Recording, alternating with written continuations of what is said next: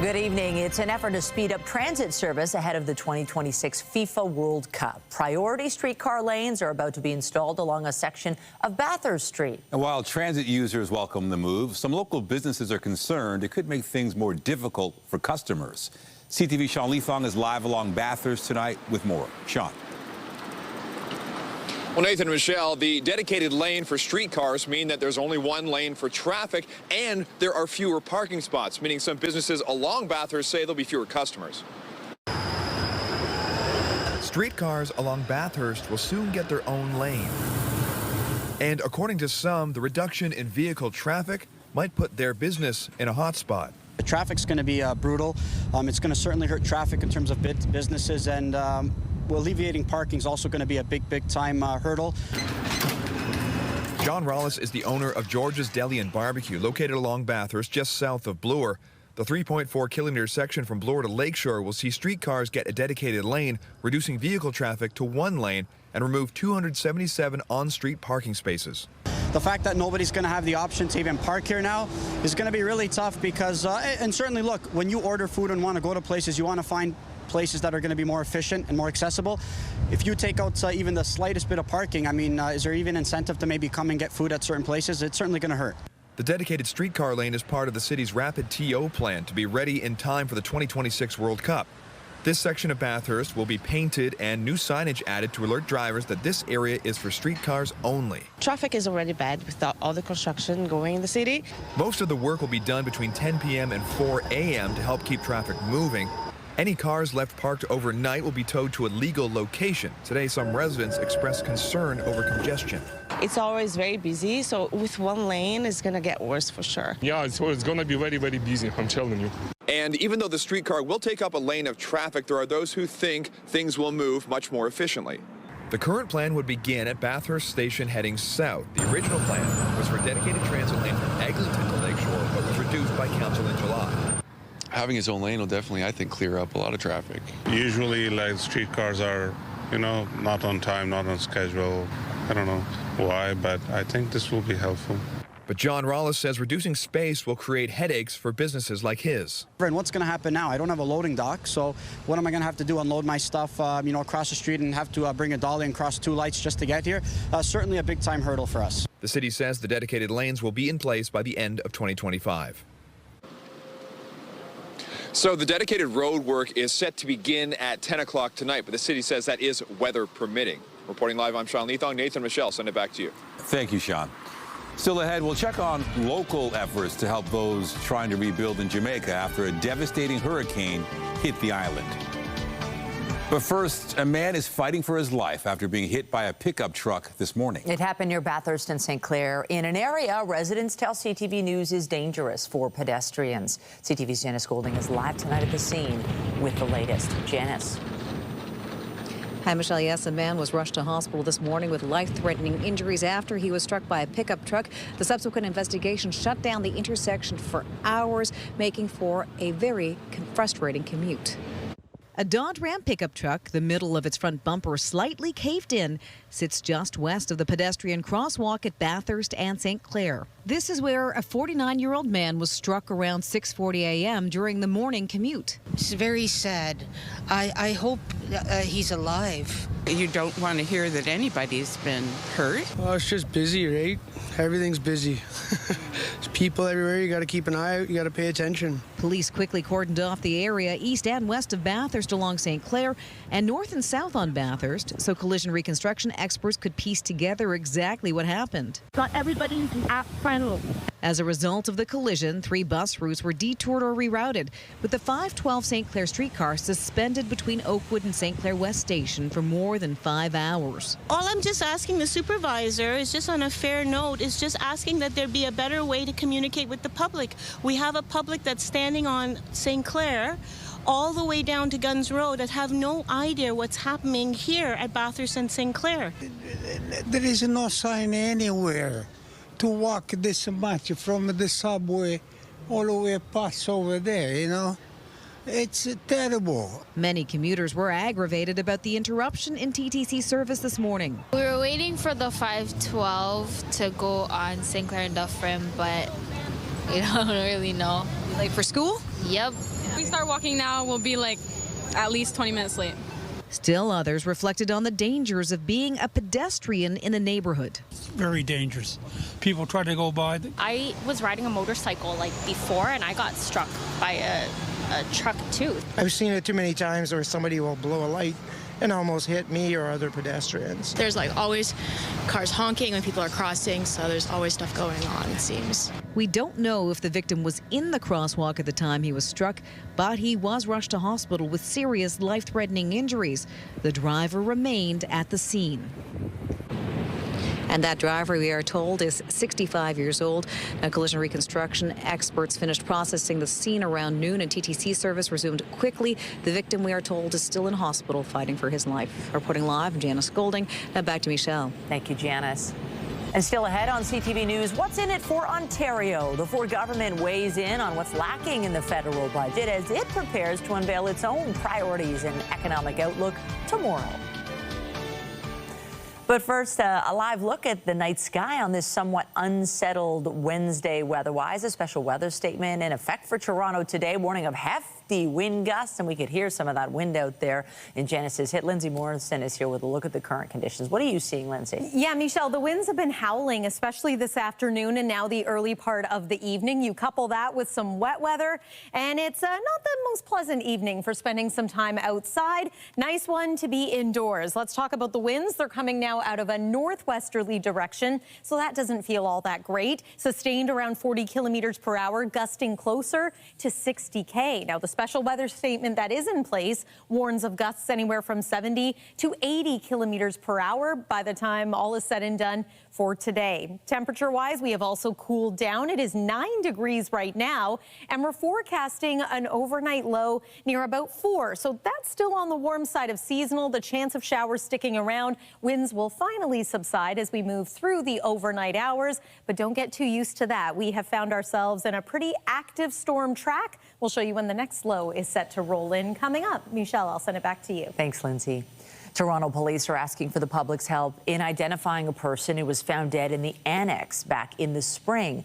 Investigators shared an artist's rendering of the deceased person found April 29th near Spadina and Bloor, not far from Spadina subway station. They were wearing a black and white T-shirt with a Nike Air Max logo on the front, gray pants, gray Crocs, and a beaded bracelet that reads, "You belong." Police don't believe this person's death was suspicious, but they are hoping someone will recognize them and get in touch. They're believed to be about 40 to 55 years old, 5'3" tall, 160 pounds, with black hair and brown eyes, with ties to London, Ontario. And looking further downtown, police are searching for a missing person. They say 29-year-old Milana was last seen yesterday afternoon at around 3:30 near Queen and University, and there are concerns for her safety. Police say Milana is 5'10", around 180 pounds, and was last seen wearing a white jacket, blue jeans, and brown boots, along with a nose piercing. In Scarborough, police are searching for this missing teen. They say 14-year-old Allie was last seen around 3:30 yesterday afternoon near Midland and Lawrence, and there are concerns in this case as well. Anyone with information is asked to contact police or Crime Stoppers. The Ford government is set to unveil its fall economic statement tomorrow. It comes on the heels of yesterday's federal budget announcement. CTV's Queen's Park Bureau Chief Siobhan Morris has the details. Making final adjustments on his own fiscal update, Ontario's finance minister underwhelmed by the federal budget. Less transformational, it's more tinkering. It lacks some ambition. Peter Bethlen-Falvey is glad to see a tax cut for first-time buyers on new homes up to $1 million that Ontario will match. But he wanted a commitment to Ontario's priorities. Large-scale nuclear, the Ring of Fire, the 401 tunneling. These things are really important to creating jobs, getting shovels in the ground. The attachment to a tunnel for cars in transit under the 401 baffles opposition leaders. What worries me is this government could be pouring more money into a fiscally stupid project instead of actually investing in building homes that people can afford. Marit Stiles wants less preoccupation with the pie-in-the-sky tunnel and more answers to the question, what is your plan to create jobs now, to save the jobs that people are losing in forestry, in auto? with youth unemployment especially high. We want to see programs that will actually help young people get their first job and actually help Ontario businesses as well. Colleges and universities will have to deal with a dramatic cut to the number of student visas in the federal budget. It's probably the right sizing that had to be done. Post-secondary institutions had leaned on the higher fees international students pay to balance their books. Schools have been pleading with the government for more cash and to lift a tuition freeze. We'll continue being there for the sector, and this is why we are doing a funding formula review. Bethlen Falvey not tipping his hand about whether more help is coming. Well, one more sleep. The finance minister signaled earlier this week he still intends to balance the budget by 2027-28. The province finished last fiscal year $1 billion in the hole, far better than expected, but that was before the weight of tariffs really set in. At Queen's Park, Siobhan Morris, CTV News. The Prime Minister has begun selling his budget, and it seems everyone is analyzing what it means to them. But there was another big story on Parliament Hill yesterday when a Conservative MP crossed the floor to join the Liberals. CTV senior political correspondent Mike Lecoutel reports. A clearly content Chris D'Entremont welcomed by a lively Liberal caucus. The Nova Scotia MP says his decision to cross over came down to serving his constituents and issues with Pierre Poilievre. Over the last number of months, I wasn't feeling that I was aligned with the ideals of what the Leader of the Opposition had been talking about. I'm honored. The newest Liberal accompanied the Prime Minister to his post-budget press conference, where Mark Carney had this message for all parliamentarians. Wherever they're sitting in the House, this is a time where we need to act as a country, be as unified as possible. D'Entremont's former caucus colleagues questioned his move, given his record. 6 months ago, he ran on an affordability agenda. He ran to lower deficits. He ran on a stronger economy, a pro-growth agenda, and he's turned his back on that. But the former Conservative says others in that caucus are also mulling over a move. I would suggest that there probably are those that are in the same boat, but I will let them tell their stories if that time comes. Attempting to quell recent rumors that she is crossing the floor, Conservative Dominique Vienne released a video reaffirming her commitment to the party. But if others do go, some pollsters predict problems for Pierre Poilievre. It is a rare thing for a member of Parliament to cross the floor, especially one in an environment as polarized as Canada is today, and I think that suggests it would be a signal that Mr. Poilievre has a real challenge in keeping the party together.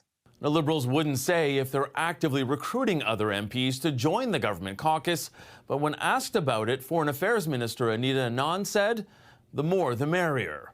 Mike Lecoutel, CTV News, Ottawa. And one day after the finance minister unveiled the Liberals' budget, opinions on whether it is good for Canadians are mixed. CTV's Abigail Beeman has more on Ottawa's plan for long-term economic growth. Morning. How are you? At an Ottawa light rail yard the morning after the budget, the Prime Minister highlighted its $51 billion Build Communities Strong local infrastructure fund. Canada's strength wasn't built in the halls of Parliament. It was built in our communities. An attempt to make a high-level budget he calls generational, relevant for average Canadians. As many economists say, while positive, there were not many takeaways to impact daily life. The government is moving in the right direction, but seem hesitant to go all in on this. When we look at the amount of support that was provided to the economy is less than we were expecting. We looked at the depth of the cuts. It was less than we were expecting. Randall Bartlett points to previously announced tax cuts and a new promise to lower bank fees as impactful, but a budget with a tricky big picture narrative. The tough thing that I think we'll see is that a lot of this is going to help kind of prevent Canada from being in a worse situation because of the trade war with the U.S. They're worried about how they're going to pay for their grocery bills. They're worried about how they're going to afford tuition. They're worried if they don't have a doctor. And this budget doesn't do anything for them. The big bet that Mark Carney's making in this budget is on the patience of Canadians. Scott Reid calls it a 30,000-foot budget, with reorienting our economy and restructuring business investment taking as long as a decade to have tangible impacts. They may be absolutely necessary, but they are not urgent. And Canadians tend to think, worry, and vote on the basis of urgency. Reid says the government needs to focus now on showing Canadians how the budget could help them on an ongoing basis, not just on Budget Day. The government tells CTV News today's train depot announcement was just the start of a cross-country tour to promote the budget. Abigail Beeman, CTV News, Ottawa. The U.S. Supreme Court is considering one of the most significant cases in decades with huge implications for Canada. At issue, whether President Trump's tariffs are legal. The case is being waged by a group of small businesses, but the stakes are high for Canada as well. CTV's Joy Malvin reports. The Handmaid's Tale protesters are back, demonstrating against Donald Trump's tariffs and use of presidential power. The president has slapped tariffs on more than 90 nations, including Canada, by declaring a national economic emergency. The justices heard arguments whether Trump's use of the 1977 law without congressional approval is even legal. My fellow Americans, this is Liberation Day. It's the president's signature tool to strike new trade deals, claiming it addresses trade deficits and protects manufacturing. President Trump has negotiated agreements worth trillions of dollars with major trading partners. Unwinding those agreements, he warns, would expose us to ruthless trade retaliation. It's a congressional power, not a presidential power, to tax. And you want to say tariffs are not taxes, but that's exactly what they are. Even some conservative justices seemed skeptical. My question is, has there ever been another instance in which a statute has used that language to confer the power? Only President Trump has. Several states and small businesses challenged his tariffs, and lower courts agreed he's overstepped his authority.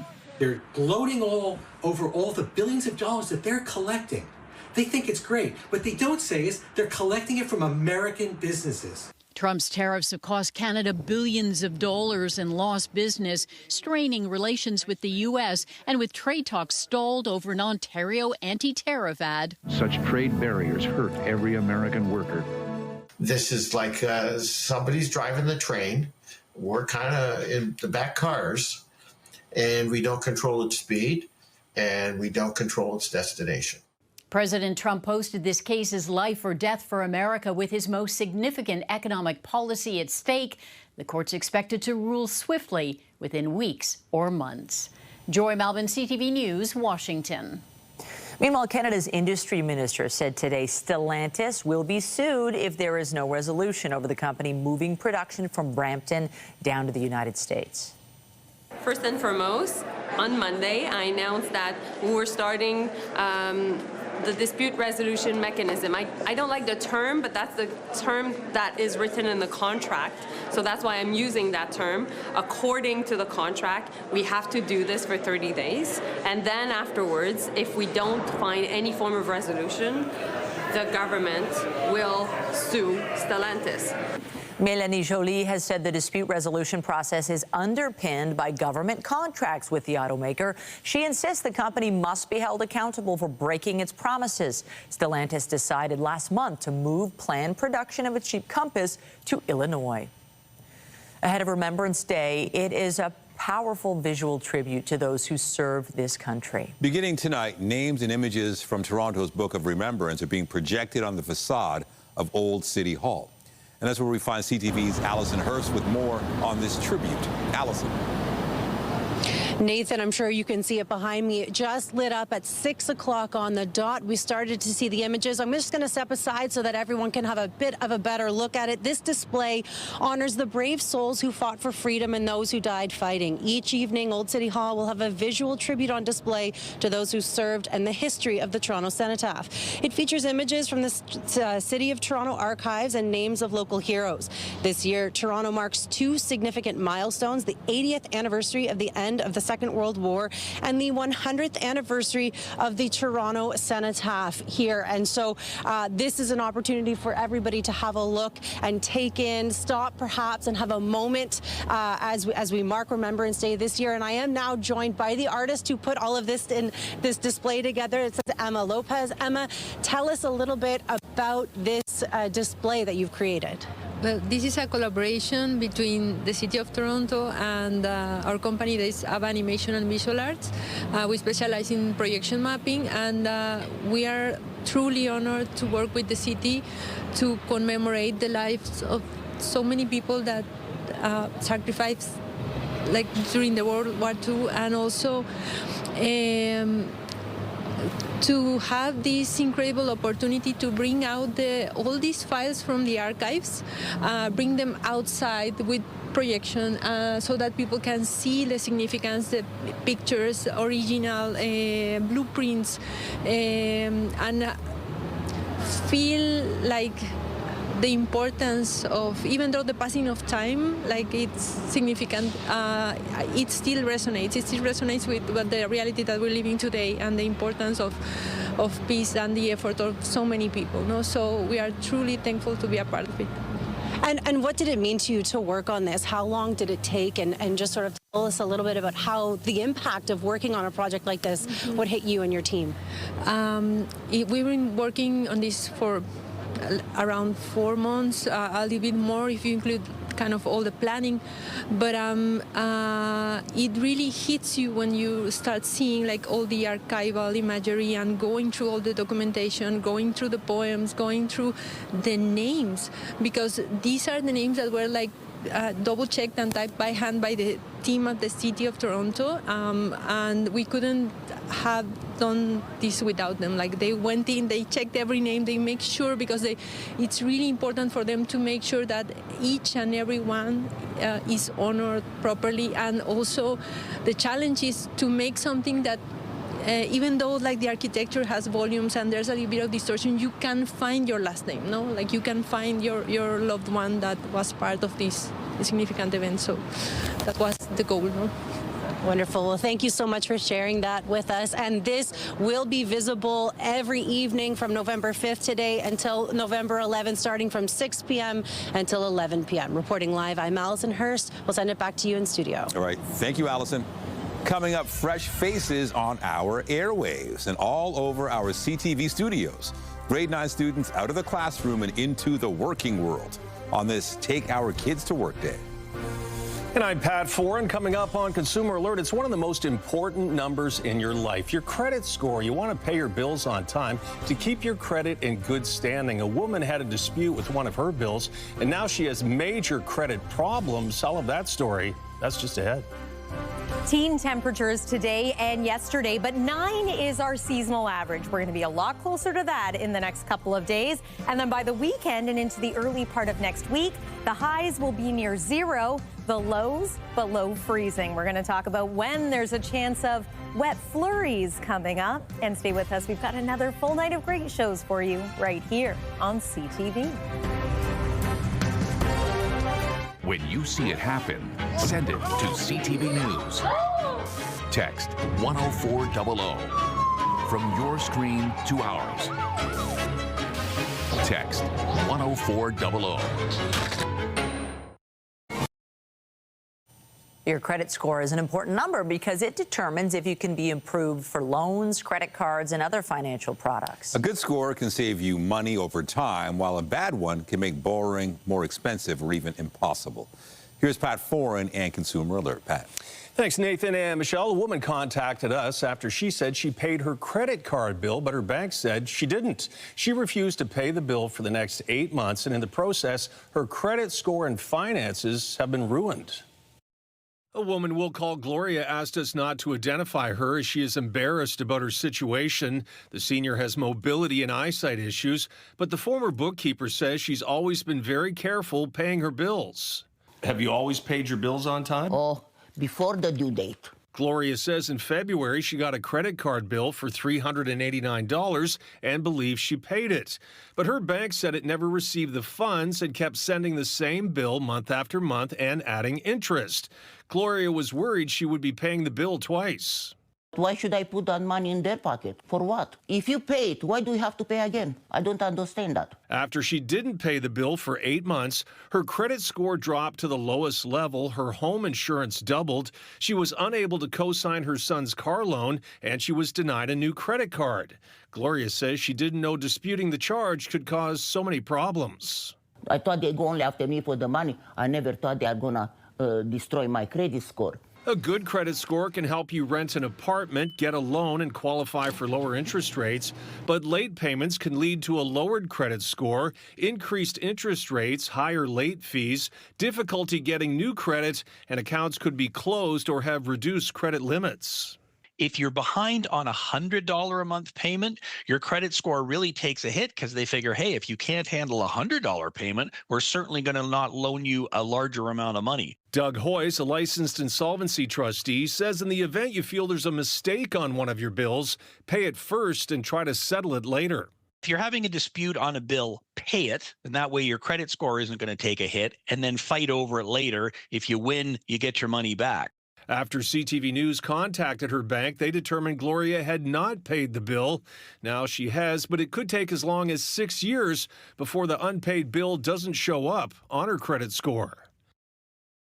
And while it's important to pay your bills on time, if you're a few days late, that should not affect your credit score. Late payments generally don't show up on credit reports until 30 days after you've missed a payment. On your side, I'm Pat Foran. If you have a consumer story idea, email us at alert@ctv.ca.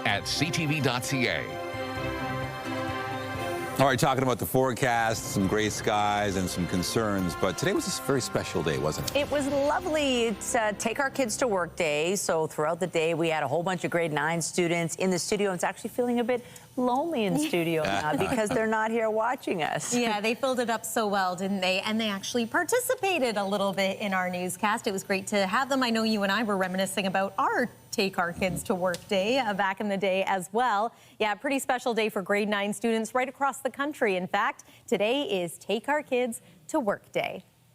Yes, so the current temperature in Toronto is 13 degrees. In Windsor, we have a high of 14. How about that? That was Ava, one of dozens of grade 9 students who spent their day here at the Bell Media Studios in Agincourt, along with getting a tour of the newsroom, control rooms, and other studios like TSN and CTV National News. The students also sat in our studio for the noon news, and a few of them, yeah, they got a chance to try their hand at the weather on live TV. I must say they did very well. I'm very proud of them. Let's see if I can make them proud now by taking you through your main weather forecast tonight. We're going to remind you of the fact that we have a special weather statement in place for the winds. Yeah, the winds really the big weather story today. In addition to some wet weather, gusts still could be close to 70 kilometers per hour as the night goes on. Around 60K in many areas right now. Going to start to ease as we make our way past midnight. We'll get a bit of a break for the daytime hours on Thursday, and then look what's back on Friday, coming from a different direction. But once again, it is going to be windy as a clipper system swings through. We'll talk about that next. Here's the low that we're dealing with currently. It is just starting to break up a little bit, so that's good news. We're not looking at a complete washout of an evening. In fact, we're going to start to dry out the next couple of hours here. We've had wet snow once again in parts of central Ontario, closer you get to the border with Quebec. This low is going to depart, still breezy behind it, and a few lake effect showers will be possible into tomorrow. So I still see the opportunity for some sunshine tomorrow. However, there will be a little more cloud in the mix now also. And there you can see scattered lake effect showers. Not everyone is going to be impacted tomorrow, but the chance is there. Into your Thursday night, overnight into Friday, the cloud cover thickens. Next round of rain is going to move in for Friday morning, possibly late morning, but it comes and it departs pretty quickly. That's what happens with these clipper systems. We should be drier by your Friday evening, and then the weekend is looking mostly cloudy. And at that point, we have the possibility of some wet flurries. So we're going to talk about that next. Part of the reason, of course, the change in the temperature. It's still quite cool in northern parts of Ontario. It's 8 degrees right now at Pearson. That's our expected high for tomorrow. 10 in the Windsor area. Only 3 degrees right now in Muskoka, and only 2 in Ottawa. Overnight tonight, some communities will slip below that freezing mark. We should remain seasonal or slightly warmer than here in the GTA. with a few lingering showers and again breezy winds. There's tomorrow at a glance. It's just a 40% chance of showers, but again, the possibility is there. Hopefully we get some sun and the winds will have improved. Not nearly as strong as they were today. So temperatures are going to be in the single digits pretty well everywhere. Some communities only reaching highs of about 6 degrees. In fact, it's possible as early as tomorrow that areas north end of the GTA could see a few wet snowflakes as well. This is, of course, going to start to become more common as we progress through the month of November. Let's talk about the weekend, though. 7 degrees on Saturday, mostly cloudy skies. Overnight low, 1. Into the day on Sunday, the temperature struggling to make it to about 4, -3 for the overnight low. So we've got the chance of showers or flurries Sunday and into Monday. Only 2 degrees on Monday. That's going to be a chilly day. And right now, Remembrance Day on Tuesday looks a little cool at 3 degrees with mostly cloudy skies as well. That's the weather for now. Nathan, over to you. All right. Thank you, Lindsay. As the cleanup continues in Jamaica following Hurricane Melissa, so do our relief efforts here at home. CTV's Beth McTonnell now with more on what is being done to help those in need. This is one of many life-saving deliveries arriving in hurricane-ravaged Jamaica from Global Medic. The road's so poor, the Toronto-based disaster relief organization used a helicopter from Kingston to Montego Bay so its water purification units can be used to make food in a field kitchen. Our partners at World Central Kitchen are feeding people. We've installed the water units so the chefs have clean water and folks nearby can come get clean drinking water, but most importantly, the chefs are cooking food with purified water. In addition to setting up a second field kitchen in Negril, Global Medic says 2,200 family emergency kits have been sent. Inside, there's a water purification unit, solar light, and hygiene kit. Teams are also packing 640 emergency food kits to be handed out to families caught in the disaster. The need for all of this not going away anytime soon. Number one, give us a donation. We'll turn it into a kit and get it to a family in need. Number two, get in here, volunteer. Because you volunteer, you can drive down the price of these kits for us because people are assembling them. We're not paying companies to do that. What we have is the list of all the items that are so urgent required. Simple things like water, like bedding. The Consulate General of Jamaica, Toronto, has been busy coordinating donations with up to 20 drop-off spots around the GTA. I see ting-ting, sardine. From there, they go to warehouses and are shipped to Jamaica, where teams are bringing items to hard-hit areas. One of those drop-off spots is the Jamaican Cultural Center on Arrow Road. Thursday night, it will also host a special relief concert with dozens of local artists performing. It's $25 at the door, and all are welcome. Oh my gosh, it's gonna be a fantastic time. Well, one thing Jamaica is known for is our culture, our music. Yeah, we're known for those good parties and so forth too. But right now, we're talking about the culture and the music, and we're gonna use one of our best assets to help raise funds. The Consul General is thankful for all the support that's already poured in from Canadians and the local response. There are persons who I'm getting reports haven't eaten, haven't had any kind of shelter facilities for days upon days. A lot of the aid and the support which has poured into Jamaica is just now, I'd say, in the past 2 or so days, getting into the places where people are most affected. As the immense work to rebuild and help those in need continues. Beth McTonnell, CTV News. Also tonight, secret conversations revealed on stage. The incredible story of Hollywood legend Ava Gardner's coming to Toronto. Meet the stars of the theatrical production later in the newscast. Health experts have long said COVID-19 infections pose a much higher risk to children than the vaccine against the virus. Now, a major new study is adding support to that conclusion. Researchers at several UK universities analyzed the health records of nearly 14 million children aged 18 and under from 2020 to 2022. 3.9 million were diagnosed with COVID, while 3.4 million got a shot of the Pfizer-BioNTech vaccine. Comparing the two groups, its estimated infections led to 2.24 more cases of heart inflammation or other rare complications per 100,000 children each 6 months. That's compared to vaccinations, which led to an estimated 0.85 additional cases per 100,000. The figures were published in the Lancet Child and Adolescent Health Medical Journal. The next time you're looking for medical advice, you'll have to try somewhere other than ChatGPT. For better or worse, many Canadians turn to the internet for guidance on how to deal with health issues. And nowadays, that often means AI tools like ChatGPT. But parent company OpenAI recently updated its policies so the chatbot won't offer medical or legal advice. The rules now state ChatGPT can't be used for tailored advice that requires a license. A recent study led by researchers at the University of Waterloo found the bot only got 31% of open-ended medical questions entirely correct. She's best known for her role on Downton Abbey, but now Elizabeth McGovern is taking on the role of another famous actor. And she's doing so on stage right here in Toronto. CTV's Andrea Kay sat down with her today. Let's write this truthful book together. Is that what you're suggesting? 8 years ago, when Academy Award, Golden Globe, and Emmy Award-nominated actor Elizabeth McGovern purchased the book Ava Gardner, The Secret Conversations, she knew it would make a great play. So how do you want to start the book, honey? How do I want to start? Yes, how do you want to start? When the writers hired to pen the script failed to produce one, she wrote it herself and then starred in Ava, The Secret Conversations. I think it's a very entertaining evening, and I think they'll walk away with a visceral feeling for what it's like to have been a movie star on the level that Ava Gardner was a movie star. When Ava Gardner, once known as the most irresistible woman in Hollywood, needed money, she hired a writer to produce her biography. That writer was British journalist Peter Evans, played by Aaron Coster-Ganis. But who would you be without people like me? It's a rare gift to be able to transform on stage in this specific kind of way. Evans was fired before the book was complete, and Gardner died in 1990.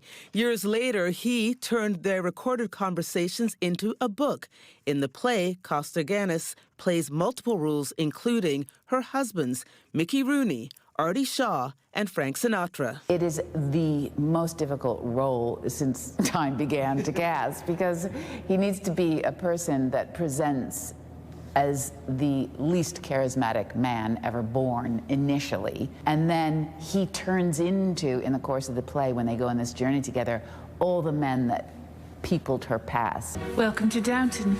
To fans of what is undoubtedly McGovern's most famous role as Lady Grantham in the Downton Abbey TV series and films, she says, be warned. Am I the only member of this family who lives in the 20th century? Ava Gardner, in the first 10 minutes, I think she says 15 swear words.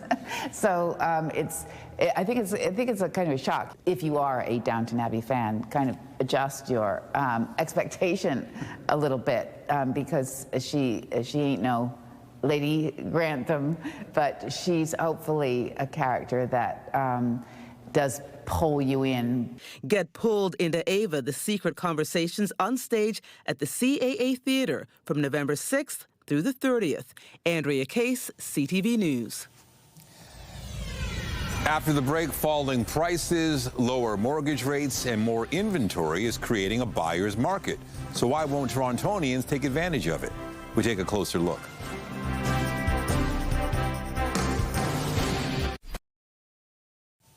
The strike by Air Canada's flight attendants over the summer has hit the company's bottom line. B&M Bloomberg's Marilla Fernandez has your business update. Air Canada is reporting a 5% drop in revenue in its latest quarter. When 10,000 flight attendants went on strike in August, the airline had to cancel 3,000 flights. It cost the carrier $375 million. Just reimbursing customers came to $90 million. In an effort to trim costs, the airline recently slashed 400 management jobs. Here are the closing numbers for the day. The Canadian dollar down a fraction to 70.88. West Texas Intermediate crude down almost $1 to 59.60. Western Canadian Select also down to 49.19. And the TSX gained 325 points today to push back over 30,100. Those are your business headlines. I'm Marilla Fernandez. The Business Report is brought to you by Canadian Western Bank, the bank built for business. New real estate data indicates it is a buyer's market in the GTA at the moment. But as CTV's Raheem Ladani reports, many prospective homeowners are not taking advantage. Today is like our offer date, so fingers crossed. Aaron Zahn and his family are moving after 25 years. They've had lots of showings on their property, but say buying a new home has come with some challenges. Everybody's emotionally attached to their home. So everybody thinks their house is worth more than it is, only because the market is really down right now. We've come across some places where we've made an offer and I know what the people paid for the house and they're being forced to sell it for less, and that's even tougher to swallow. The latest report from the Toronto Regional Real Estate Board shows while the GTA is in the midst of a buyer's market, a lot of people aren't signing on the dotted line. The average home sold for just over $1 million last month. That's a 7% drop compared to last October. Meanwhile, new listings were up nearly 3%. However, this past October, there were 6,100 home sales compared to 6,700 at the same time last year. That's a 9.5% drop. Home prices are quite a bit lower in comparison to where we were this time last year, and so too are our borrowing costs. And so if you just look at how that translates into a monthly payment, things have gotten a whole lot more affordable. And so all else being equal, we would have expected to see more people sort of moving off the sidelines and back into the market. While that assessment by the Toronto Real Estate Board may have been the case in years past, economic uncertainty, including the current trade dispute between Canada, United States, and China, may also be playing a role in stopping potential home buyers from making a purchase. Job security is the #1 factor for most potential buyers. And if there's any hesitation, if maybe I'm not going to have this income in the next 6 months, a lot of them are deciding we're not going to buy right now. Tom Story with Royal LePage says recent rate reductions by the Bank of Canada is also influencing home buyers. The BOC has cut the key interest rate by 100 basis points since the start of the year. And Story believes some people are waiting for interest rates and home prices to bottom out. Once we have certainty that rates are staying where they are, they've paused for a few in a row, that's when I think sales volume will be the first thing that will pick up from what we've seen. But once confidence returns, that buyer's advantage could disappear fast. Raheem Ladani, CTV News. Nintendo is leveling up its sales forecast for its newest gaming console. The video game giant says it now expects to sell 19 million units of the Nintendo Switch 2 in its current fiscal year, which ends in March. That's a signal of strong optimism after earlier projections set expectations for the year at 15 million.